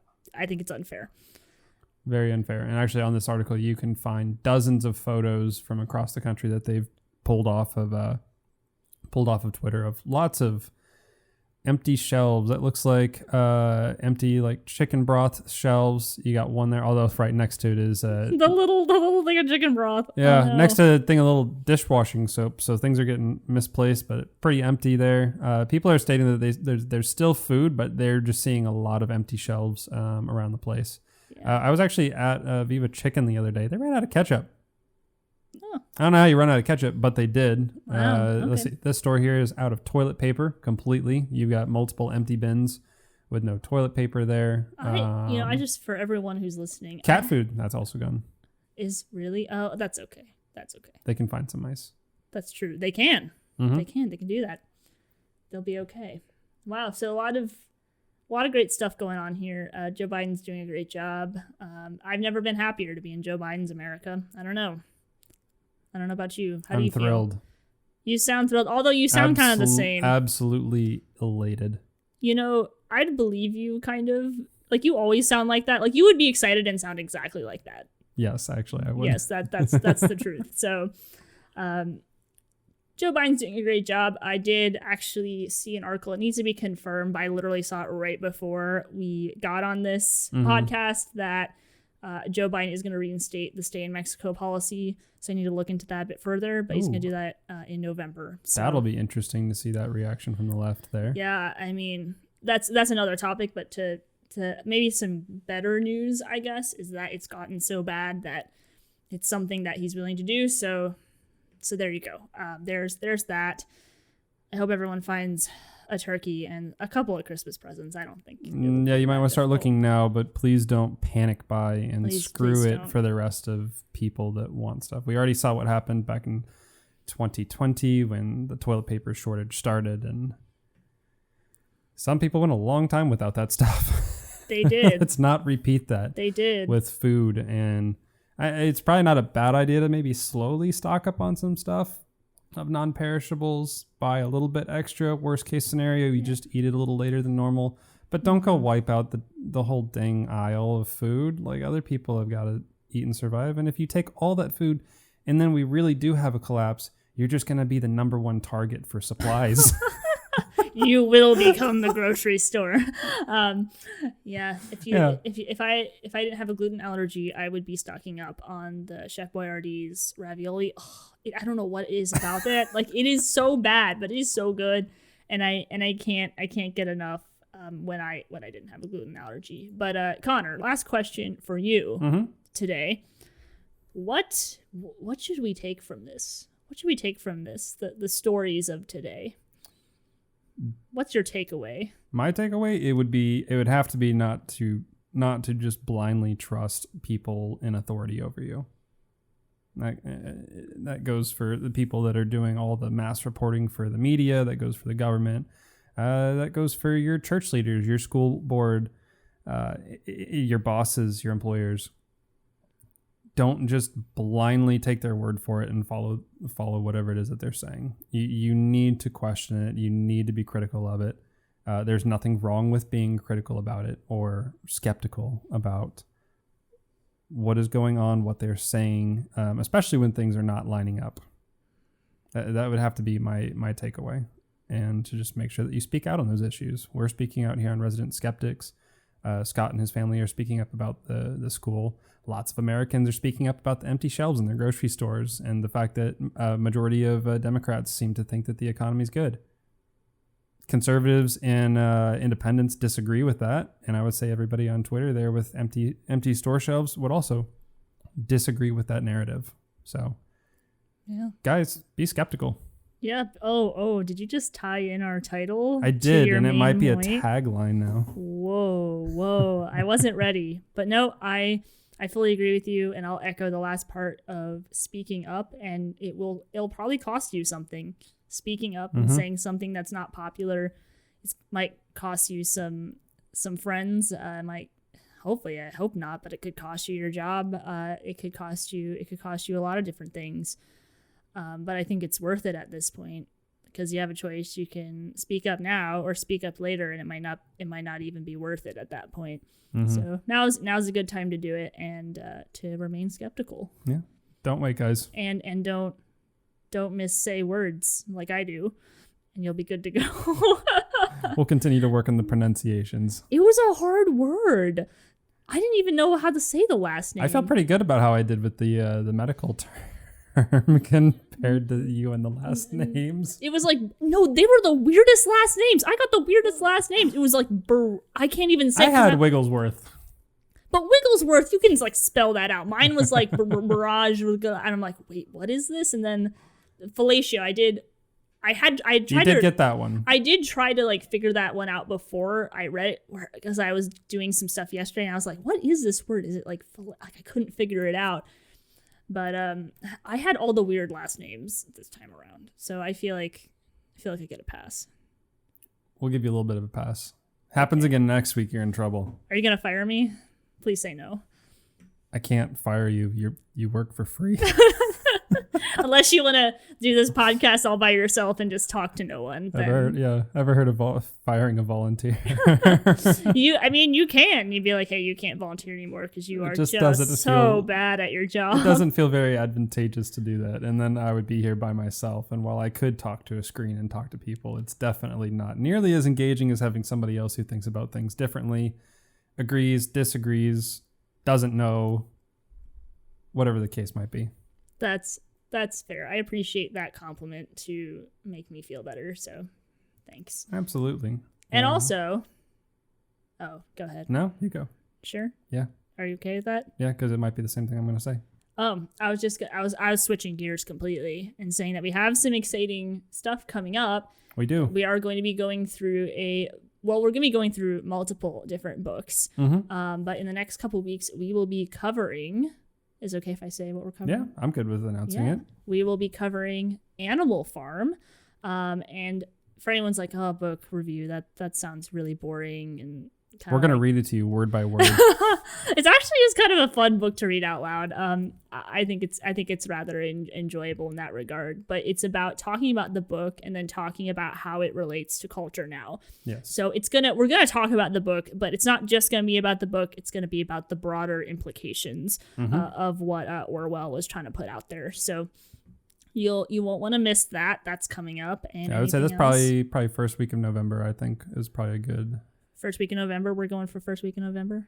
Yeah, that's what 2 weeks out. Yeah. Unless you want to hit it earlier. And then December, we have a date set for You're going to have to remind me because I'm going to misspeak on it again. That's okay. I can do it then. Yes, you do it then. Okay. In December, we are going to be going through a series on the Federalist Papers. Good. I almost said Confederate Articles. I'm like, no, that's definitely wrong. It's Federalist. No, it is the Federalist. They're also known as the Federalist, but the Federalist Papers, those are basically kind of a guide to the Constitution. If you haven't read the Constitution before, you definitely should. It's not a super long read at all. I've read it a couple times. And as I've said on here, I have rewritten the Constitution. It's a bad interpretation of it, so I wouldn't read my interpretation of it. Go read that as well, because it's important for the Federalist Papers. But we're excited to be going through that, and we've actually both never read the Federalist Papers. Mm-hmm. And one of the things that we've kind of discussed, and as a critique of ourselves, is really wanting to understand what our country is founded on before we have arguments and discussions about it. So that's what we're going to be doing. We invite you guys to read it along with us, to investigate for yourself, because even if you don't agree with the things that we're saying or the Federalist Papers or the Constitution, it's good to know what you're fighting against. It's good to know like what you're actually standing against, opposed to just kind of a boogeyman or an idea that someone's given you about something. Yeah, not to mention what you're fighting for. Exactly. And you might end up changing your mind or not changing your mind, but that's completely up to you. And I think that's the only other update that I have. I think that's it. Website is still in process. Logo's getting much closer to being done, so you'll see that everywhere soon. We do have social media on Instagram. You can follow us on Spotify, but you can also find us on Apple Podcasts and Google Podcasts. There's a couple other platforms that are out there that we are on, but those three would be the primary ones. Right. And our Instagram handle is Resident Skeptics, just like you see it on the podcast. Mm-hmm. And I think that's all I have for today. You can also find it on YouTube. I'll be uploading just some of the video clips that you'll see on Instagram will also be going onto YouTube. Trying for at least every other day, or maybe daily clips of that stuff. So yeah, that's YouTube and Instagram for now. Yeah, I'm getting the side eye from Connor that I'm supposed to be doing more of that, and I have not yet. So we're gonna find more clips to put out there. Yeah, so. It's just that our conversation is just so boring that we only have a couple of clips that we can use. Just a few of them. Just only a few. I don't know. Are we entertaining? Do you think we're entertaining enough? I'll leave that up to people, and they can actually submit that feedback. You can find us on anchor.fm/resident skeptics. You can find us on there, and there actually is a place where you can go and message us, and we can get that content. So if you guys have feedback, have questions, anything else you want us to look up, or even if you have a correction or a complaint, you can lodge it there. It helps with the interaction analytics. And we would be happy to see some of those messages from you guys. Yeah, unless they're just hate comments, and we're probably not going to respond. But I'm gonna frame them. You're gonna frame them? Yeah, I need a hate comment. Okay, that's fair. Go ahead. That's fine. You can frame them. I'll put them in a book. How about that? A collage. Yeah, like a photo collage. Collage of hate comments. That's totally fine with me. I think that would be cute. Okay, that's all I have. I like it. It'd be a nice little guest book if we ever have guests on the podcast. Be like, hey, by the way, this is. Would you like to sign this? Here's some people's thoughts. Yeah. Yes, let's get signatures. I like this idea. I'm gonna note it for us later. I'm for it. Sounds good. And we will see everybody next time. Well, we're not gonna see them. Yeah, we made this joke last time. Did we? Oh, yeah. Okay. I'm gonna leave now. Yeah, I'll leave it again. We'll see you never. See you never ever. All right, we're out.